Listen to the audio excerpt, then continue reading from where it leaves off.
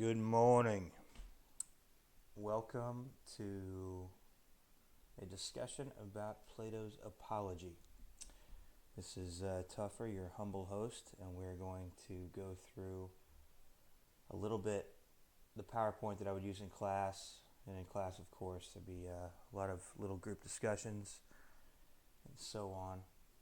But we'll give you a little flavor for it and help you with your reading responses for this course. I will put up part 1, part 2, part 3. I don't know how long this will be, this lecture here. Here is Cartamilli, Greece. Went there last summer. Monte Coast. And what we want to do today, you've heard enough from the Euthyphro, background of Plato and Socrates, history of ancient Greece. We'll mention just the oracle at Delphi, since it is relevant to the Apology, and touch on some of the stuff that was going on in Athens, 5th century BC, and we will quick review of the goals of the Elenchus, and reduction to absurdity, reduction to contradiction, and so on. Then we'll jump into the reading response questions, reading response apology 1.1 to 1.5. And we might mention one of Peter Kreeft's points at the end. Peter Kreeft, he's related to these topics. All right, important topics in the Apology. And you can bring up any one of these for your Part 2 discussion questions and analysis. So it's up to you. You have free reign in your Part 2 questions. Find a passage, not just one sentence, that interests you. Tell us in a full paragraph or 3 paragraphs, don't skimp on this part, why that passage warrants further discussion. And give us at least 3 discussion questions in Part 2C.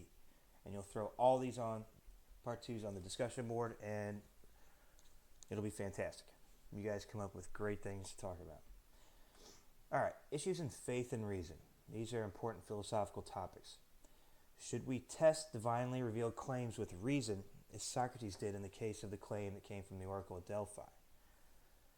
And we can ask a side question. Given Socrates' theology, did he have a right to torment Euthyphro as he did?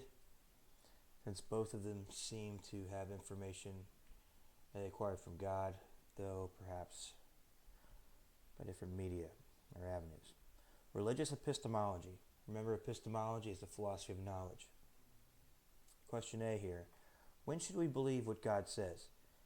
In other words, can we know God's voice through prophets and dreams, as Socrates thought, and distinguish when God is speaking versus just others or our own selves? And can we use philosophy to distinguish true theological claims from false ones and decide if there are 12 gods on Mount Olympus or just one God? Socrates, Plato, and Aristotle, all these guys climbed out of ancient Greek religion. How did they do that? And I think philosophy was a big part of it, how they could reason about God. But nowadays, if we come to believe that God's existence is more probable than not, we have to ask the further question, does God care enough about humans to potentially give us information, special information through prophets, or showing up and walking around on the earth himself? Now, this is what a lot of these world religions claim, that God gave special revelation, special information through prophets. So we know there's false prophets, for sure. Jim Jones, David Koresh, Applewhite in Heaven's Gate, the guy in Shin Omriko, Om Shinriko, I forget the cult's name in Japan. All these guys claim to be prophets. So the question is, are they true prophets, or are they just dudes making stuff up? Or are they possibly deceived people by a demonic force? That is an option as well. Other important topics in the Apology: ethics and your philosophy of death, or thanatology. Should we fear death more than anything else? Or are some things, like values, moral values, people, your mission in life, etc., are those worth dying for? Should we fear death at all? Are the possibilities for what happens after death all positive? And can others truly do evil to us, or is the evil in us our own fault? And the only true harm is the harm we do to our own souls with our own choices. Different questions in ethics. How should one mount a defense before the court? What is beneath people of a certain stature? Is it unethical to use weeping family members to persuade a jury? As we see, Socrates says that, he's not going to do that. There's certain things that are rhetorical tricks, and he's rather use argument.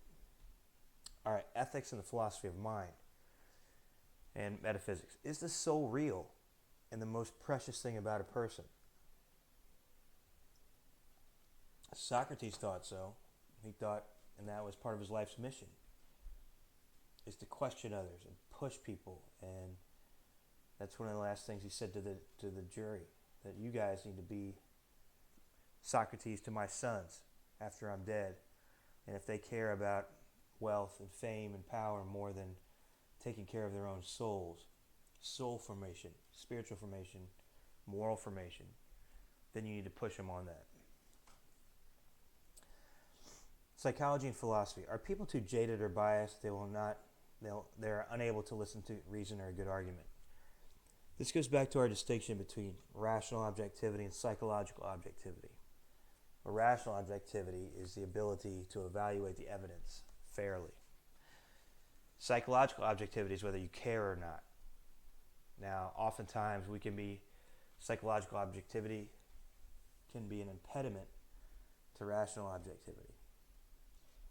So we always have to be careful about being rationally objective. All right.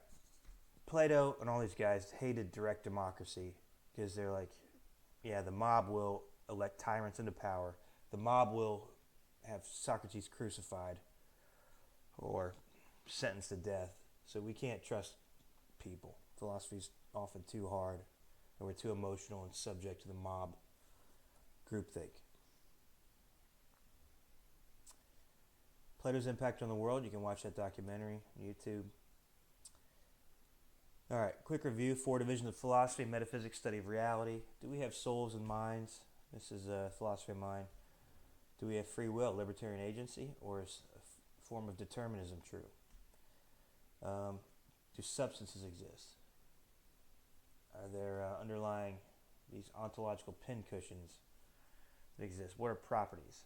Properties are attributes of a thing, like holiness, or weight, redness, and so on. Epistemology, philosophy of knowledge. Logic involves reasoning, both formal and informal. Ethics, which we talk about throughout the Apology, talk about what is the good, what should humans value, what is morality, what are the rules of right and wrong, and what kind of people should we be? Should we worry about character traits, being virtuous, and avoid vices? So virtues are good character traits, like being courageous, being generous, loving, caring. Vices are being selfish, and such and such. All right.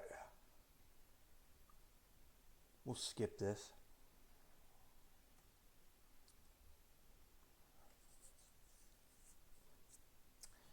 It's been 10 years since I took that picture to the right.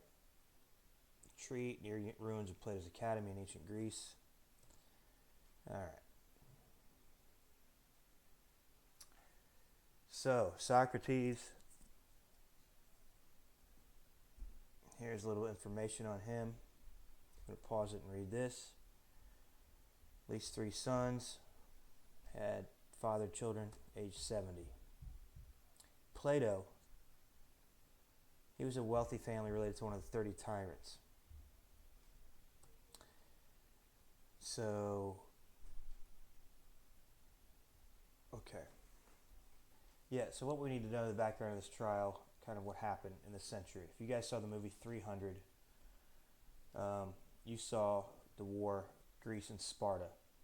I mean the Greeks, Spartans in Athens, Athenians against the Persians.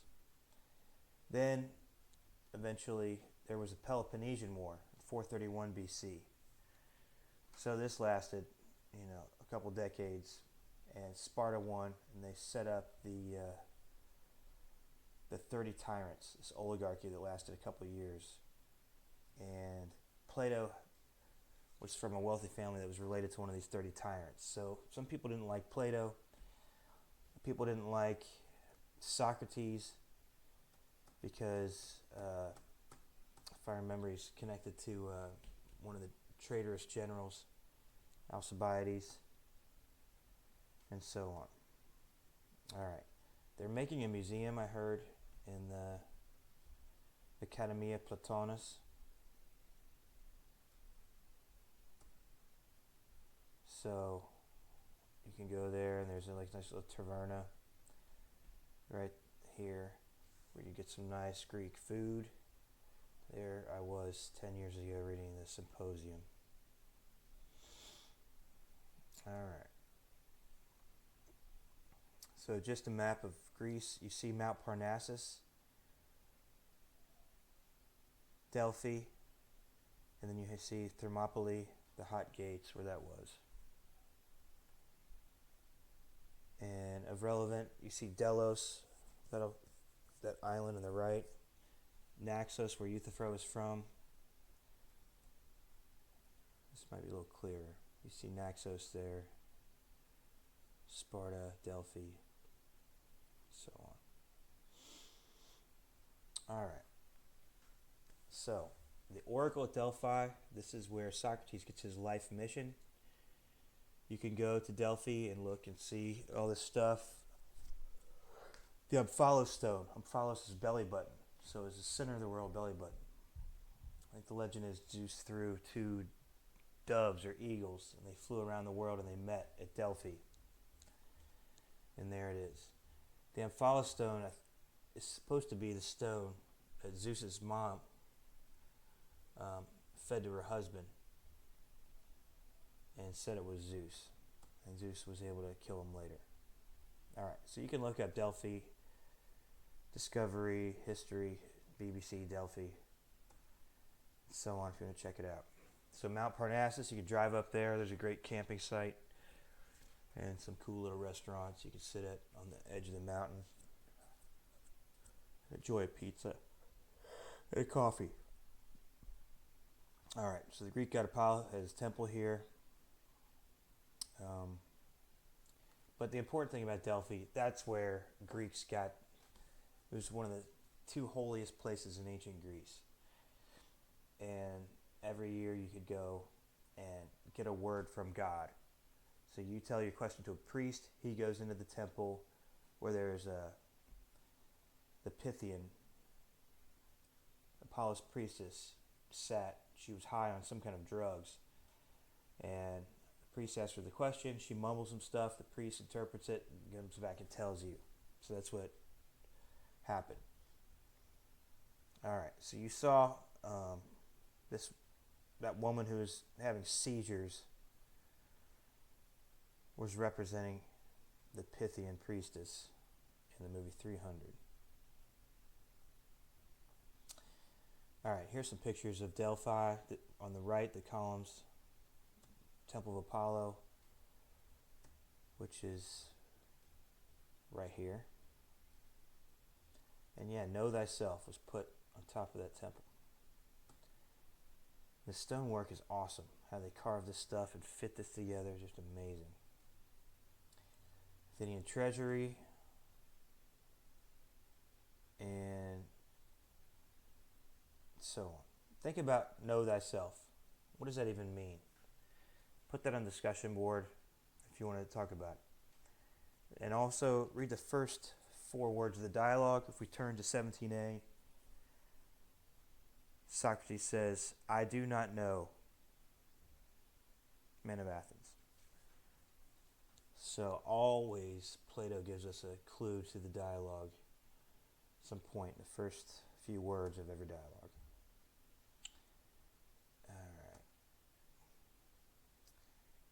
Okay, I apologize. We already kind of mentioned some of this stuff. So you have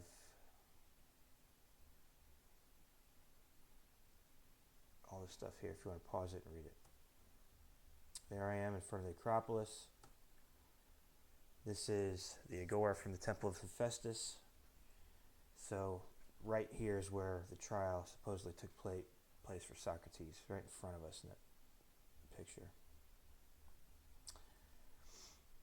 Here are just some more pictures of the agora, likely location of the court where this dialogue, the apology, took place. Here's a tangent on Acts 17. I'll do a separate video on this. But I think it's cool that you have in the Bible, Paul actually went here to the agora, the marketplace, and to the Areopagus, Mars Hill.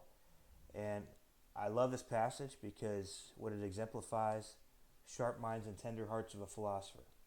Paul's going there to share his views and give arguments for it. And you have the Greek philosophers, Epicureans and Stoics. They talk to Paul. They listen to his arguments. And so I just thought it was nice to see, people can disagree and try to share and try to convince each other. All right, this is some extra stuff on Plato we're not going to fool with.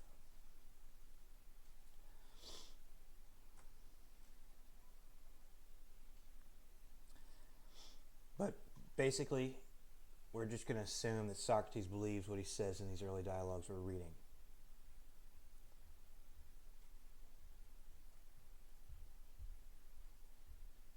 All right. So what we're doing in our reading responses, when we do history of philosophy, we read the primary text. We don't read all this other stuff. Then we try to come up with our own interpretation. And we try to defend it with an interpretation of the text. That's why you use short quotes. You cite on your answers. Try to give us full paragraphs when you can.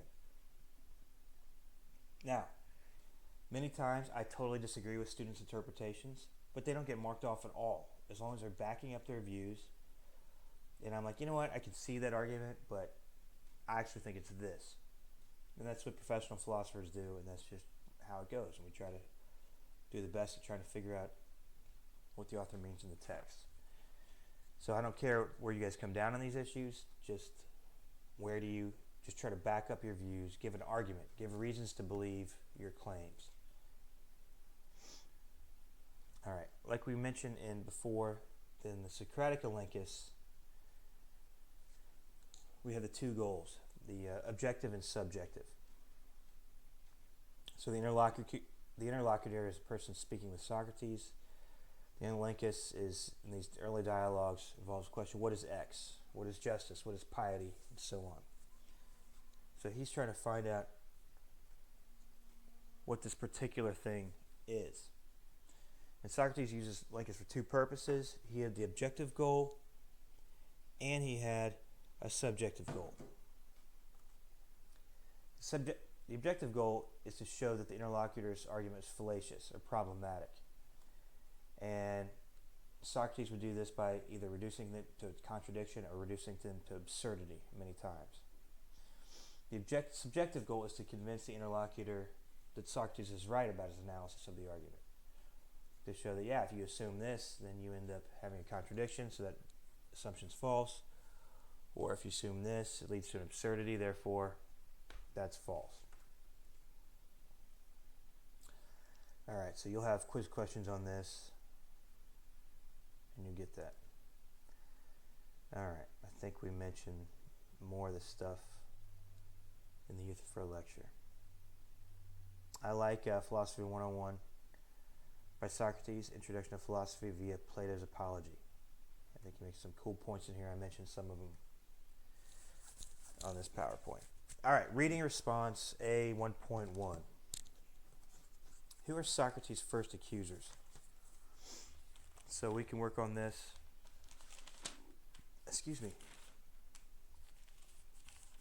On the discussion board. If we go to 18b, Socrates says this: "It is right for me, gentlemen, to defend myself first against the first lying accusations made to me and my first accusers, and then against the later accusations and the later accusers. There have been many who have accused me to you for many years now, and none of their accusations are true." So he's not even talking about Meletus and Leonidas and these guys. He's talking about way before. Remember, Socrates is over 70. And a lot of people have not liked him for a long time. So read this section here and you'll see. So these people have accused him. Well, let me just read it. These earlier ones, however, are more so. Gentlemen, they got hold of you most from childhood, persuaded you, and accused me quite falsely, saying there is a man called Socrates, a wise man, a student of all things in the sky and below the earth, who makes the worse argument the stronger. Those who spread that rumor, gentlemen, are my dangerous accusers, for their hearers believe that those who study these things do not even believe in the gods. Moreover, these accusers are numerous and have been at it a long time. Also, they spoke to you at an age when you would have most readily believed them. Some of you being children and adolescents, and they won their case by default, as there was no defense.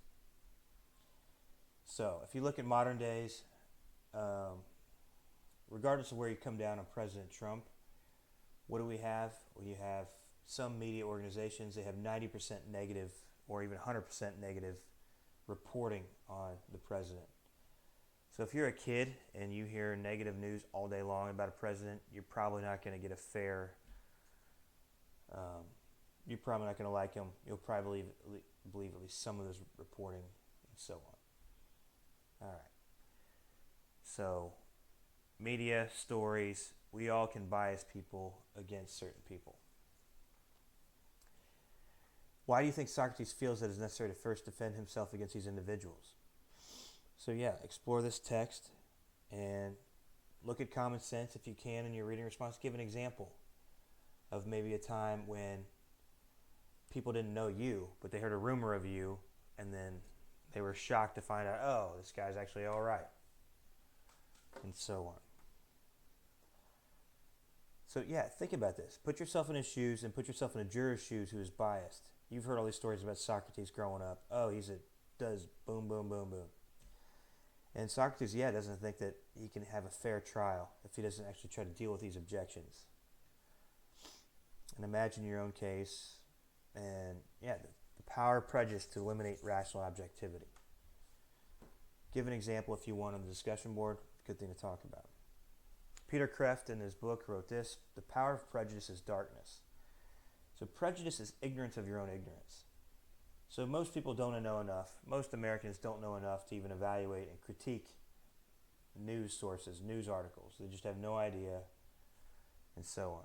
As a tangent, I think Cheryl Atkinson's book Stonewalled is very interesting, where she critiques CBS News and the former Obama White House, how it's easy for news organizations to spin things for an administration. You be the judge, though. Images also bypass reason.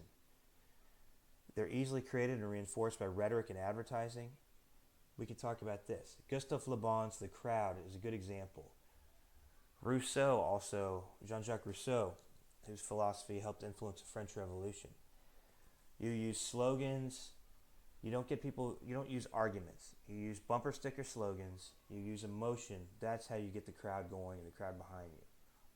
And personally, as a philosopher, I do not endorse any of this stuff. We should use rational arguments to persuade people. We shouldn't bamboozle them with rhetoric and slogans and increase groupthink.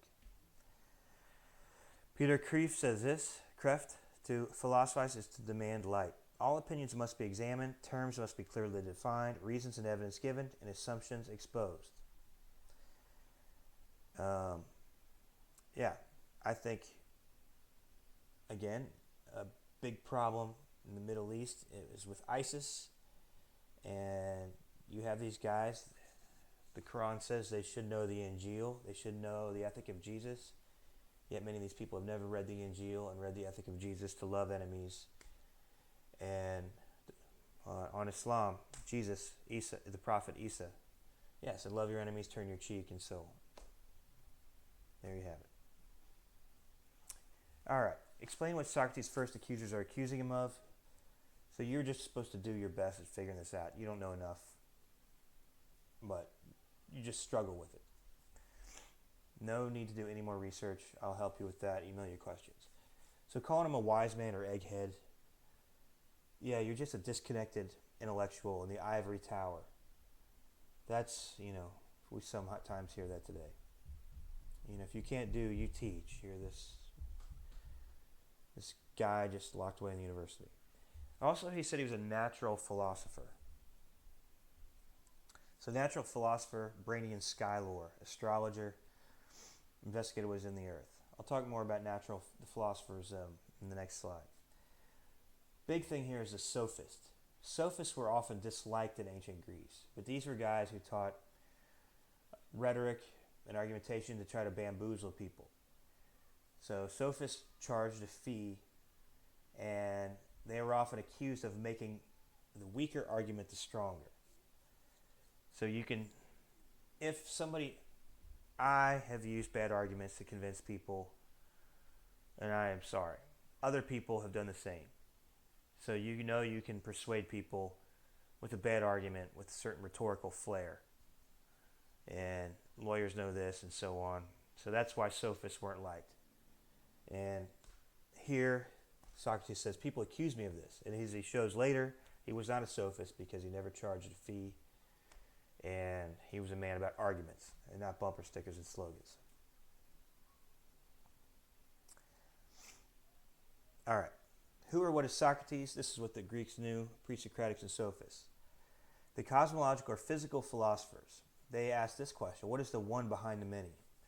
So Thales, this guy was all about water as the main element. You have Anaximander, Anaximenes, Heraclitus, Parmenides, Pythagoras, Empedocles, Anaxagoras, Democritus. And yeah, I think the postmodernists are kind of the modern day sophists. Jacques Derrida, Michel Foucault, and Lyotard.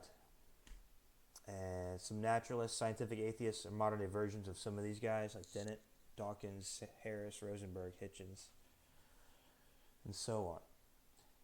But the pre-Socratics, Empedocles and Democritus, they had a theory of evolution.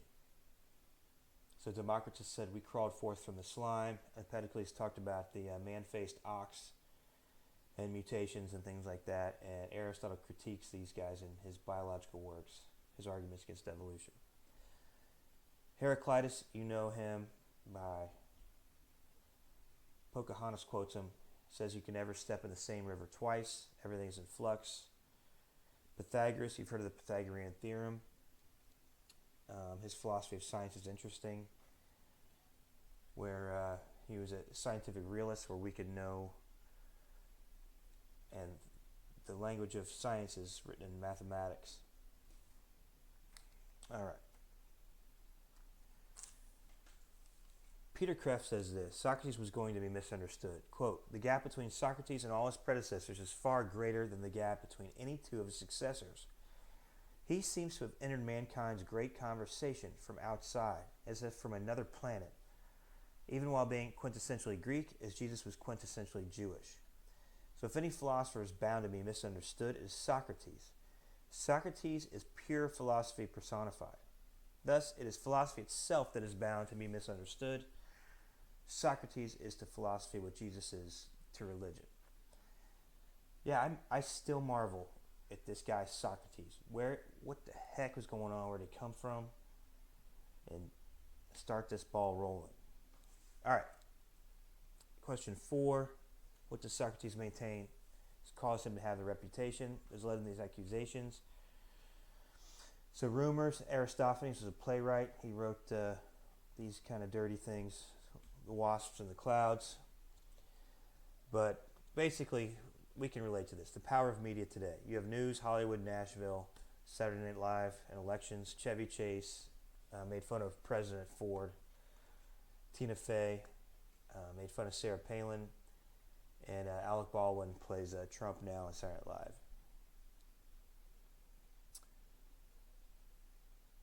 All right. What's not mentioned in the apology. Also, this other political shenanigans going on, where Alcibiades, the traitor from Athens and Sparta, and Socrates' associations with these guys. If you want to look at Aristophanes, the clouds.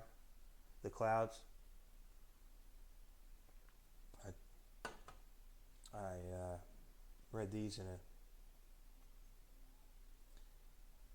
course at University of Cincinnati in the classics department. It's fascinating. All right. Excuse me. Question 5. What does Socrates do in response to hearing news from the Oracle of Delphi?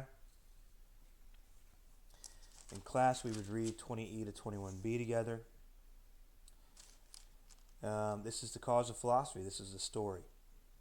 So, Chaerephon was his friend from youth, if you look at 21a. I do love that Socrates calls this. Imagine this if this really happened in court. He says, Socrates says, I shall call upon the God at Delphi as witness to the existence and nature of my wisdom, if it be such.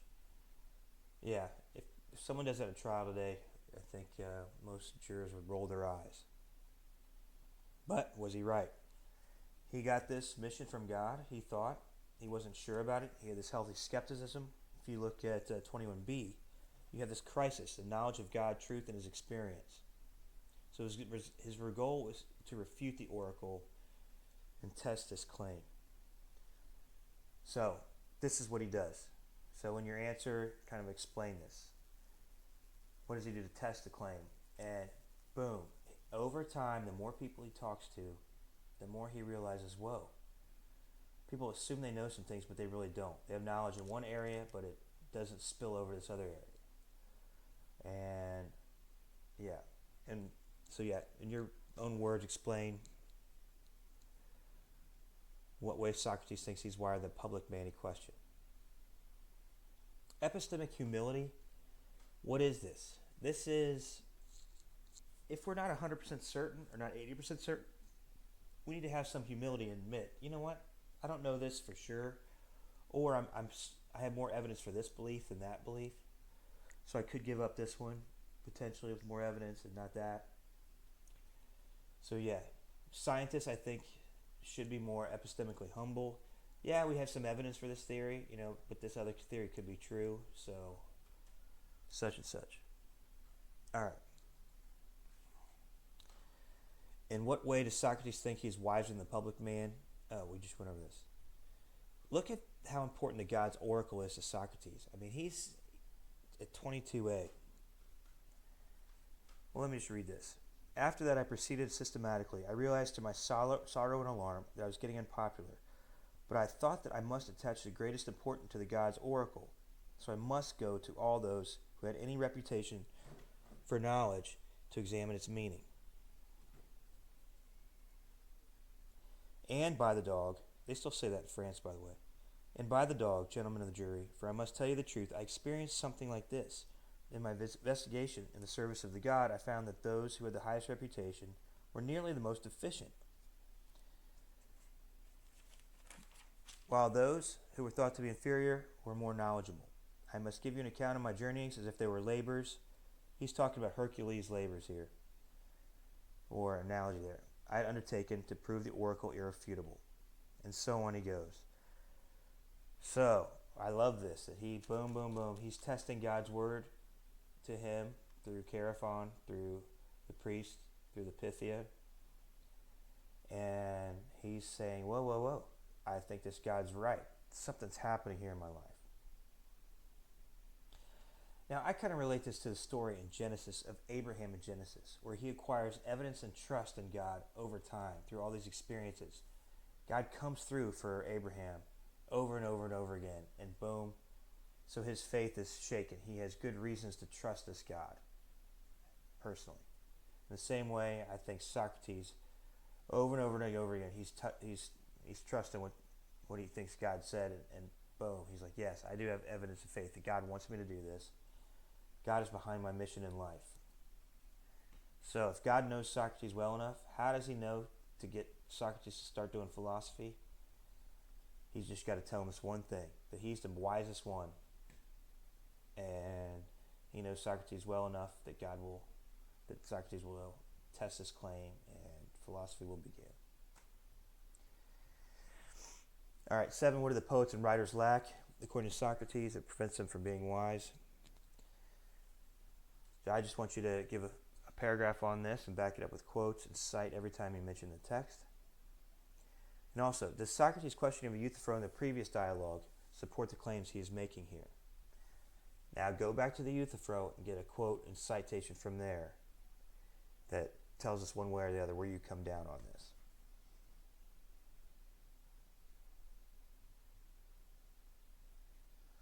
All right, and then we'll look at your part 2 discussion questions online and work through these. I hope you guys comment on this. What do you guys think? Is this possibly true? Now, Peter Kreeft thinks actually there is a God that exists and is a personal God who cares about us. And he argues in that book that he actually thinks that God was behind Socrates' life's mission.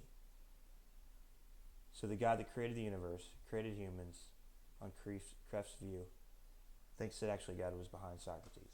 Ask yourself if that's possibly the case. Okay, let's go to reading response A 1.2.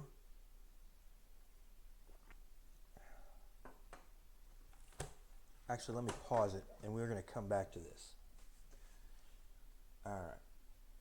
So, I'm going to close out of this.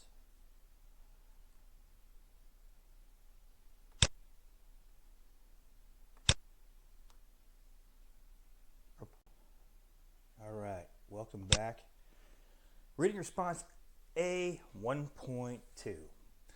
What does Socrates understand the charge that he is guilty of corrupting the young to mean?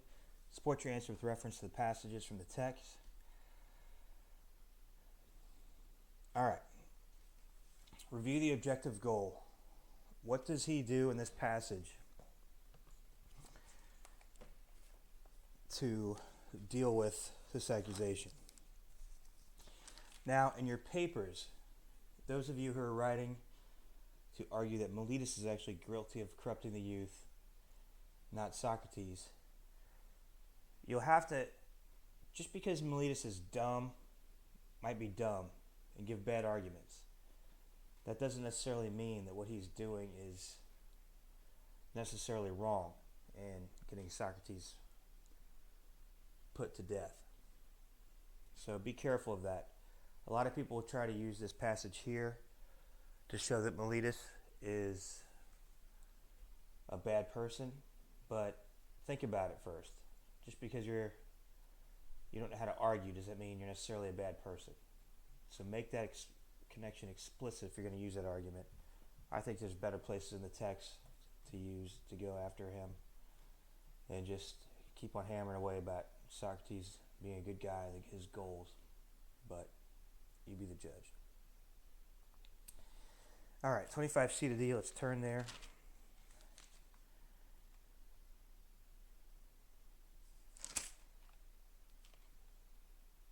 So he argues that if the man exists who would rather eat harmed or benefit by his associates. I want you to walk through this passage here and try to get clear on what's going on there. And how does Socrates argue he wouldn't corrupt the youth on purpose? And so on. So here's a point you might want to use in your papers. Why didn't Meletus privately instruct Socrates? Why would he bring him to court? So if Socrates is right here that, you know what, I would not voluntarily corrupt the youth because that would destroy my city and it would bring harm on myself. It's kind of a little Kantian argument right there. All right. In what way does Meletus believe that Socrates corrupts the young? How does Socrates respond to this charge? So here is kind of you might judge Socrates to be kind of pulling a fast one. Because Socrates does not believe in the standard religion of Athens. So if you remember when he questions Euthyphro, he's like, whoa, you really believe all this stuff about Kronos and Zeus and all this? So what Socrates' view is a different theology than the standard theology in Athens.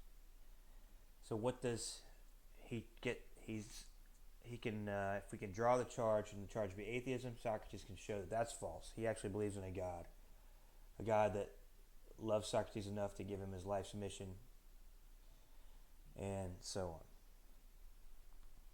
on. All right. So 5, what evidence does the text provide to support Socrates' contention that he believes in spiritual things? And we have 2 things. Later in the text, and what was mentioned in the Euthyphro, that Socrates believes in the divine sign, the daimon. And this thing stopped him from doing certain things in his life. And secondly, he believes in the God that gave him his life's mission through the oracle. All right, then on the discussion board, we'll also discuss your part 2 passage and discussion questions on the discussion board.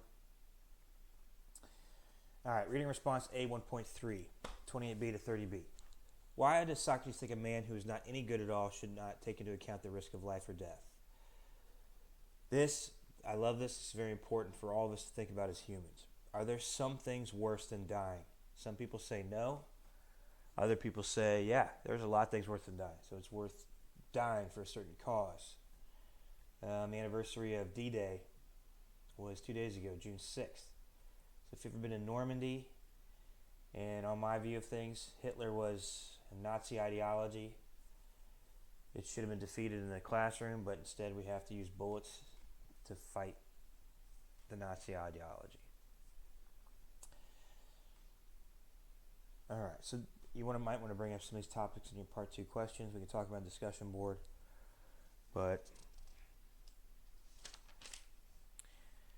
let's read some of this. I like this passage. Let's go to 28b. Someone might say, are you not ashamed, Socrates, to have followed this kind of occupation that has led you to your being now in danger of death?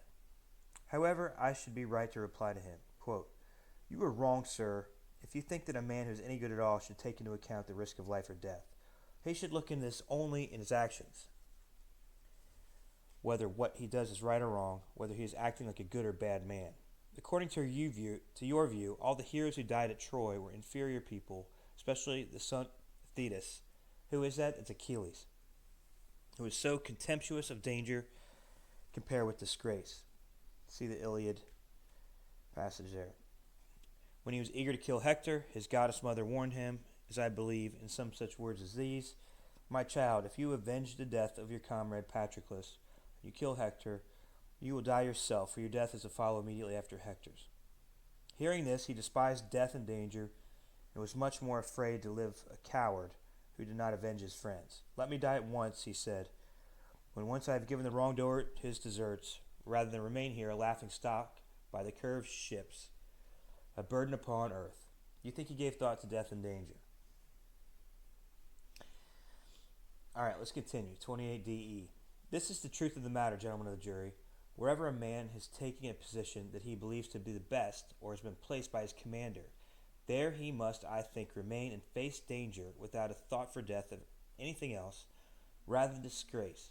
It would have been a dreadful way to behave, gentlemen of the jury, if at Potidaea, Amphipolis, and Delium I had, at the risk of death, like anyone else, remained at my post, where those you had elected to command had ordered me, and then, when the god ordered me, as I thought and believed, to live the life of a philosopher, to examine myself and others, I had abandoned my post for fear of death or anything else.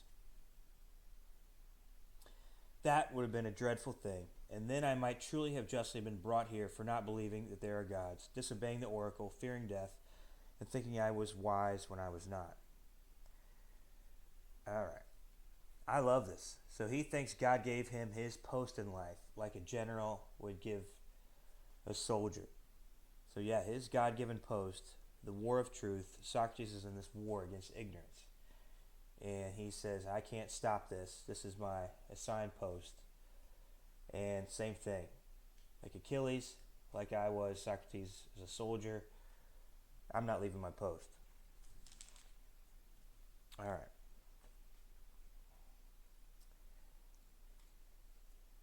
So, what does Socrates think a good individual should take into account? Support your answer by reference to the text. Use short quotes. Cite. Use the Stephanus numbers. So yeah, in class, sometimes I'd play Troy, Hector, Eric Bana saves Paris, Orlando Bloom from Menelaus, and how horrible that is, according to Homer. Black Hawk Down, Randy Sugar, and Gary Gordon's decision. This was in Somalia back in 91 or 92, and a Black Hawk was down, there was a helicopter pilot, and there was hundreds of people descending upon him going to kill him. These two guys knew that they didn't have any backup, but these two guys decided to go down anyway and fight off as many as they could. And both of them were killed and dragged through the streets. And this led to President Clinton pulling out. And it also led Osama bin Laden to be emboldened. That Somalia decision was that they got America to pull out of Somalia. That made Osama bin Laden realize that America was weak and be controlled with terrorism. All right. Let's go back to this. Let's look at this discussion question. If Socrates didn't believe God was behind him, how much would it have diminished his conviction here? So if you just think that philosophy is a good thing to help people find the truth, there's a much greater oomph if you think actually the God that created the universe is behind you in your mission. So think about it. Oh, and below, he's saying we don't know death, so we can't be positive, 100% positive about death. But we do know right and wrong. And we do know that some things are worth dying for. So he's saying, you're a fool. No man knows, let's read this, 29a, b. To fear death, gentlemen, is no other than to think oneself wise when one is not. To think one knows what one does not know. No one knows whether death may not be the greatest of all blessings for man, yet men fear it as if they knew that it is the greatest of evils. So this blameworthy ignorance we're going to talk about here. So try to explain this. So Socrates seems to be saying here, look, if we look at all of our beliefs, some of them have more evidence for them than others. So we should proportion our belief or be humble. And he's like, wow, we're not positive about death, so to fear death of all things, we should not do. But we know right or wrong, so we should follow our ethics. We know it's wrong to commit murder, or throw babies in wood chippers, or kick puppies, that type of thing. So we should avoid evil and do good, since we know that better than other things. All right. Personally, I think evidence now for philosophy for what happens at death is much stronger than Socrates had. We have more arguments, more developed philosophy of mind. We have near-death experiences, and we have potential sources of information from God, revelation, that type of thing. So, all right. I do this in class, but basically, to Socrates' point here, we look at all the things we believe we know. Some of these beliefs have more evidence than others. All of our beliefs are not justified equally. So if you do the worldview paper for me, there's no way all of your worldview beliefs are equally justified and equally strong. So that's part of your analysis, is to be like, oh, you know what, my political philosophy, I have less evidence for this than my evidence for God's existence. Or so on. All right, pause it if we're going to look at this.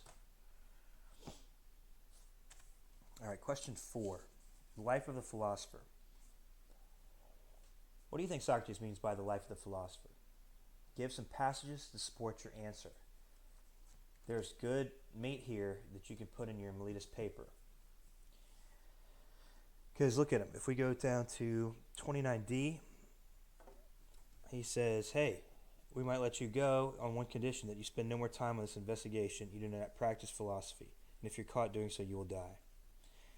If, as I say, you were to acquit me on these terms, I would say to you, gentlemen of the jury, I'm grateful and I am your friend, but I will obey the God rather than you. And as long as I draw breath and I am able, I shall not cease to practice philosophy, to exhort you in my usual way to point out to any one of you whom I happen to meet, good sir, you are an Athenian, a citizen of the greatest city, with the greatest reputation for both wisdom and power. Are you not ashamed of your eagerness to possess as much wealth, reputation, and honors as possible, while you do not care for nor give thought to wisdom or truth, or the best possible state of your soul? Then if one of you leaves this and says he does care, I shall not let him go at once or leave him, but I shall question him, examine him, and test him, and if I do not think he has attained the goodness that he says he has, I shall reproach him, because he attaches little importance to the most important things and greater importance to inferior things. and so on. And then because this is what the God orders me to do, and I think that there's no greater blessing for the city than my service to the God. For I go around doing nothing but persuading both young and old among you not to care for your body or your wealth in preference to you, or as strongly as for the best possible state of your soul. There's good meat here for your essay against Meletus. Look at what Socrates cares about. What is he trying to push people? This examined life. What is he trying to discourage them away from? Care of body and wealth and honors and reputation. So if you have, he says, so I think, for me, I would say, look, Meletus is getting rid of this guy who believes this and does this. That God wants him to do this. All right. Under what condition would Socrates not want to be acquitted? Then why? I think we just talked about that, didn't we? Yeah.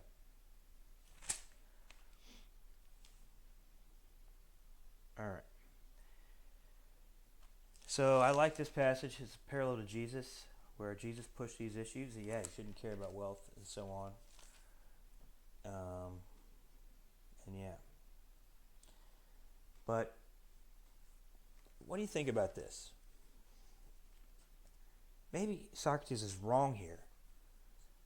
I mean, you're 70-some years old. Why can't you just retire from philosophy and play with your kids and get drunk every night with your wife, Xanthippe?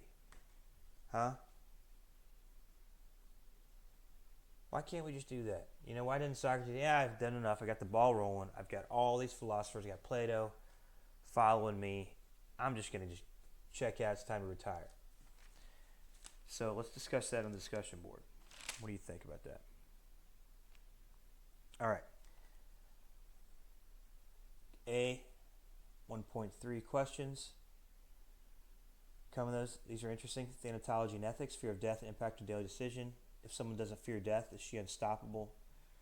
If you're starting your own religion or worldview or cult, what would you do to get your followers to die for you? All right. Think about that. All right, reading response A, 1.4. What should the relationship between wealth and excellence be according to Socrates? So write a paragraph on that. We just kind of read that. Or no, we stopped there. 30B. Wealth does not bring about excellence, but excellence makes wealth and everything else good for men, both individually and collectively.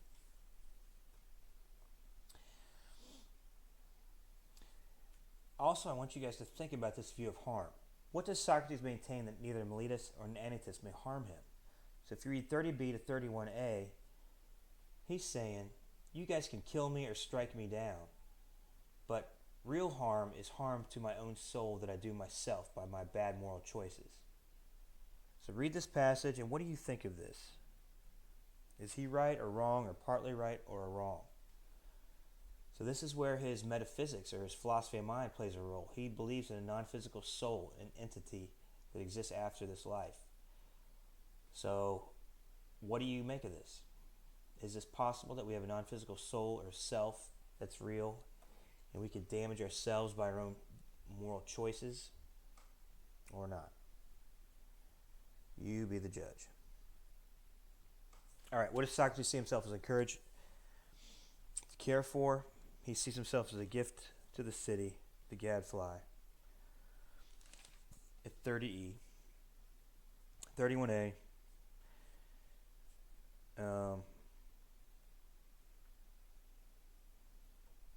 So yeah, again, he shows that he's not a sophist in this section 31B to C.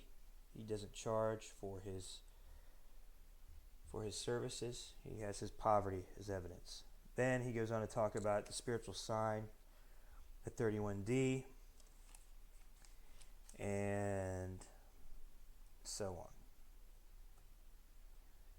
on. Oh, by the way, Dallas Willard, I hope all of you want to explore all religions, but I hope you explore Christianity through the eyes of Dallas Willard. He was a Husserl scholar at USC, University of Southern California. He passed a few years ago. I had him in class 20 years ago.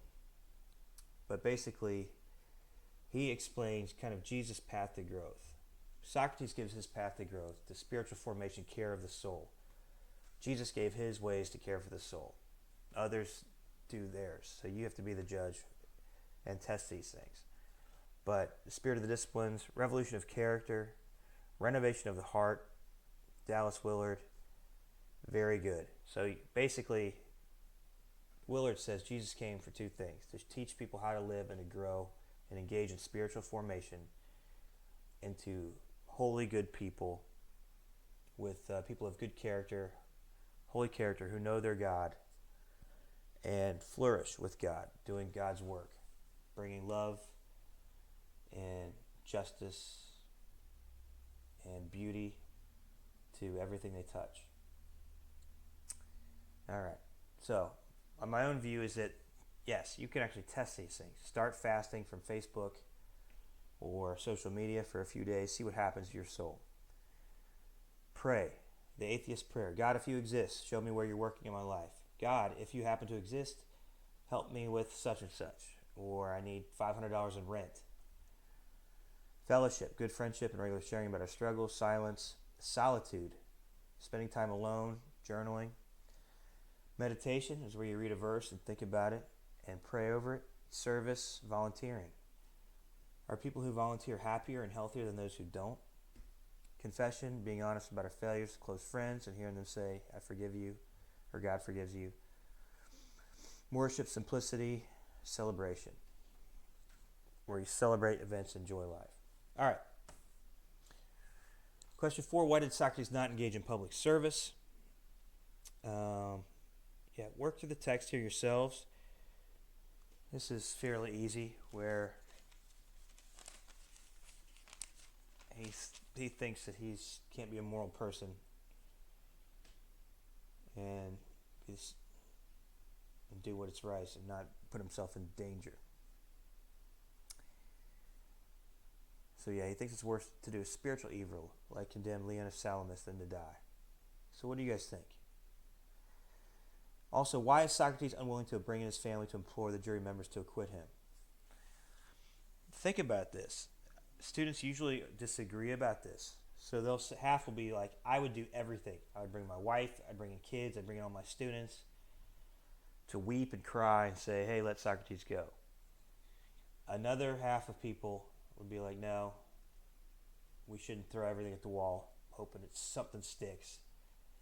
We should just be people of good character and not try to use these Jedi mind tricks to persuade. You be the judge. All right. So, get on the A 1.4. We'll talk about your Part 2 discussion questions. We have a lot to talk about. Yeah, political advertisements. Is it okay to use any argument on a commercial to help your candidacy? Or so on. Is negative advertising morally permissible? And so on. Are slogans and emotions and mob tactics an option? Yeah, how much showmanship or rhetorical flair is morally permissible? Is there a line that's crossed at a certain point? And negative advertising. All right, the big existential issues that all humans face. You have the Christian existentialist Soren Kierkegaard. You have the French atheist existentialist Albert Camus and Jean-Paul Sartre. These guys agreed about kind of the big existential issues all of us struggle with, but we need answers to these things. These are not scientific questions or philosophical. So if you want to post on this on the discussion board, let's talk about it. Copy and paste anything we talk about in this lecture on the discussion board, and we'll discuss it. All right, different options for hell. There's C.S. Lewis. His view of hell is seen in The Great Divorce, if you ever want to get that quick little book. On the left, you have Yama, the god of death, holding all of us in the samsaric cycle, endless birth, death, rebirth, that we're trying to get out of. And 7 gates of hell in Islam.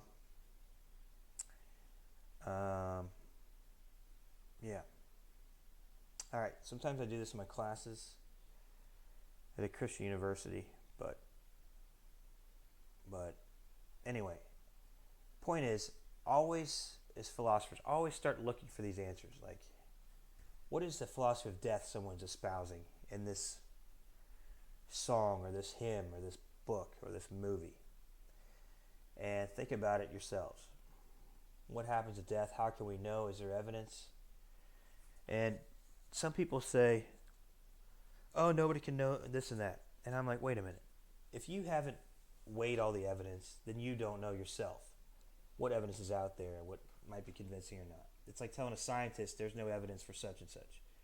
Well, you don't know the science, you don't know the evidence, so be a little bit, or have a little bit more epistemic humility before you do that. All right, the last reading response, we'll plow through this. This is funny, basically. Why did Socrates believe this penalty should be consist of free meals and the Prytaneum? So yeah, he thinks he should be celebrated based on the gifts he brings to Athens and so on. 2. Why does Socrates prefer the penalty that Meletus has proposed to an alternative he knows very well to be an evil? 37c. I think this text is fairly straightforward. Just work through it. Give us a good paragraph, short quote, cite. 3. Why does Socrates say that he'll be unable to live quietly without talking? 38a. I'll just read that real quick. Perhaps someone might say, but Socrates, if you leave us, will you not be able to live quietly without talking? Now this is the most difficult point on which to convince some of you. If I say that it is impossible for me to keep quiet because that means disobeying the God, you will not believe me and will think I'm being ironical. On the other hand, if I say that it is greatest good for a man to discuss virtue every day and those other things about which you hear me conversing and testing myself and others, for the unexamined life is not worth living for men, you will believe me even less. So that's the most famous line from this dialogue. All right. Why does Socrates say that he will be unable to live quietly without talking? Why, in your view, do you think Socrates says this? In other words, couldn't Socrates have lived a philosophical life quietly and without talking? Why or why not? So bring this up. Let's talk about it on the discussion board. I think that's a good question.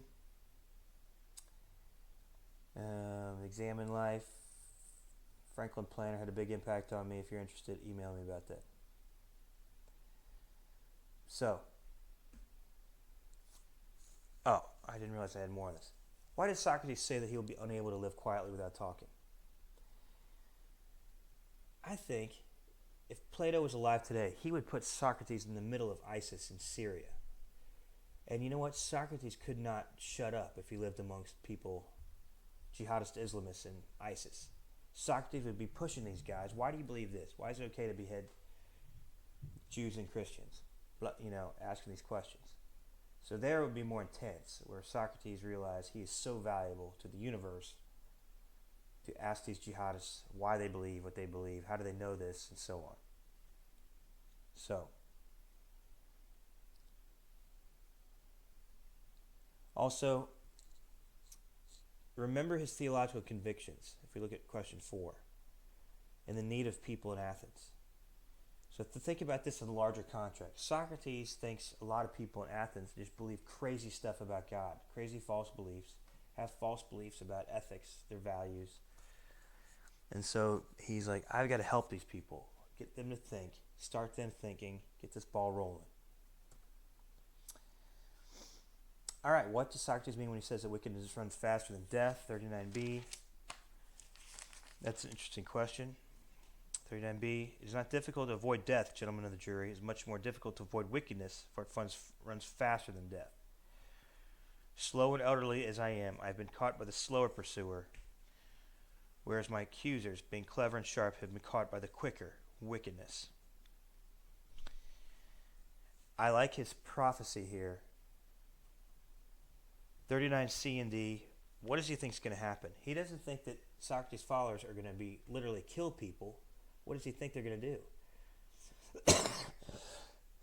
Excuse me. He thinks they're going to come after him with the tools of a philosopher to question. So, I like this. 39d. The vengeance will come upon you. Skip down. There will be more people to test you, whom I now held back, but you did not notice it. They will be more difficult to deal with, as they will be younger, and you will resent them more. You are wrong if you believe that by killing people you will prevent anyone from reproaching you for not living in the right way. To escape such tests is neither possible nor good, but it's best and easiest not to discredit others, but prepare oneself to be as good as possible. This prophecy to you who convicted me, I shall part from you. So, he's unleashing philosophy by his martyrdom, he thinks.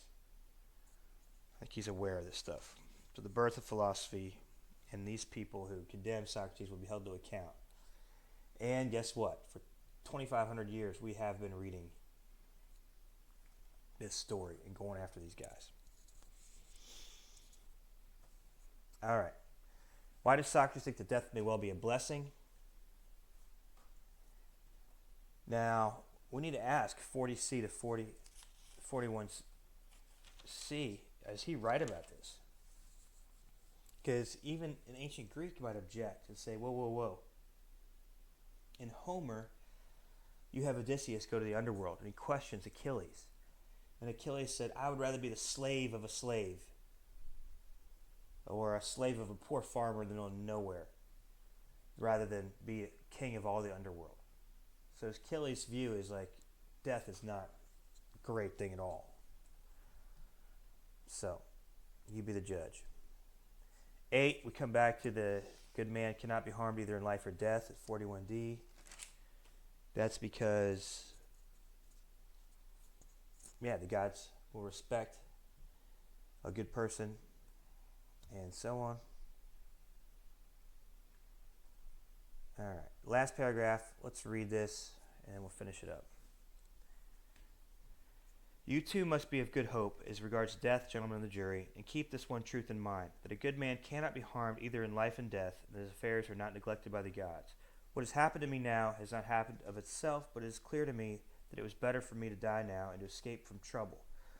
That is why my divine sign did not oppose me at any point. So I am certainly not angry with those who convicted me or with my accusers.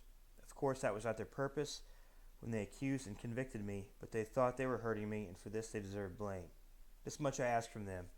When my sons grow up, avenge yourselves by causing them the same kind of grief that I caused you.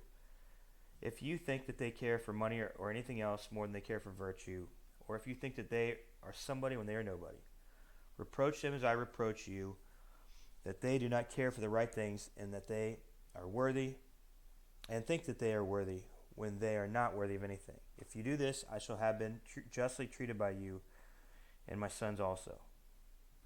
Now the hour to part has come. I go to die, you go to live. Which of us goes to the better lot is known by no one, except the God.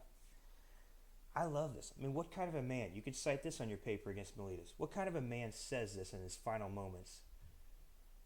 What would you do if you're convicted of death? Would you say the same thing Socrates says and say, hey, have vengeance on me by doing philosophy with my sons?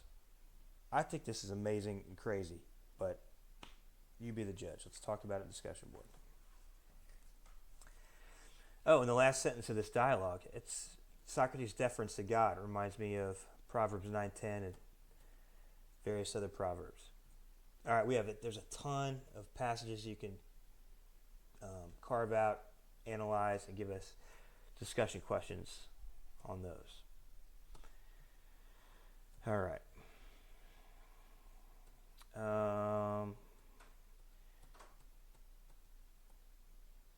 We'll skip all this stuff.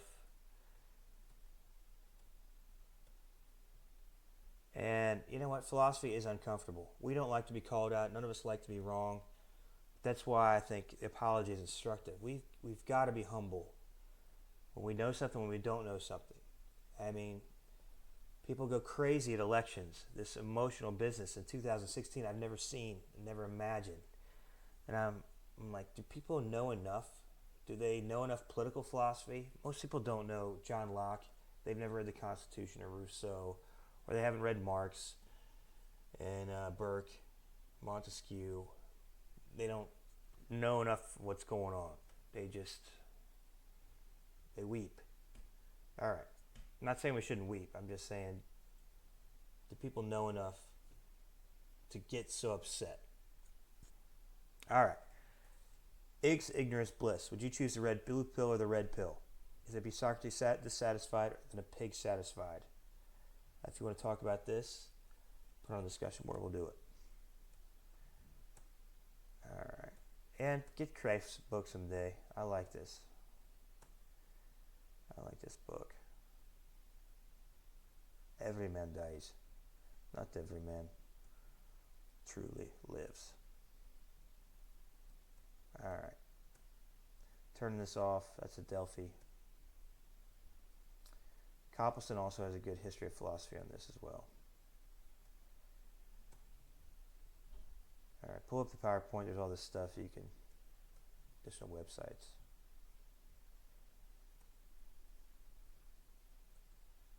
Oh, by the way, if you've ever saw Bill and Ted's Excellent Adventure, they get Socrates wrong. All we are is dust in the wind, dude. And Socrates argued the exact opposite of that. We are not dust in the wind. We're not physical beings. We're actually, our non-physical soul is the most important part of human beings. All right, I'll see you on the discussion board. This is Tuffer from Ocean Isle Beach, North Carolina, the 8th of June, 2017.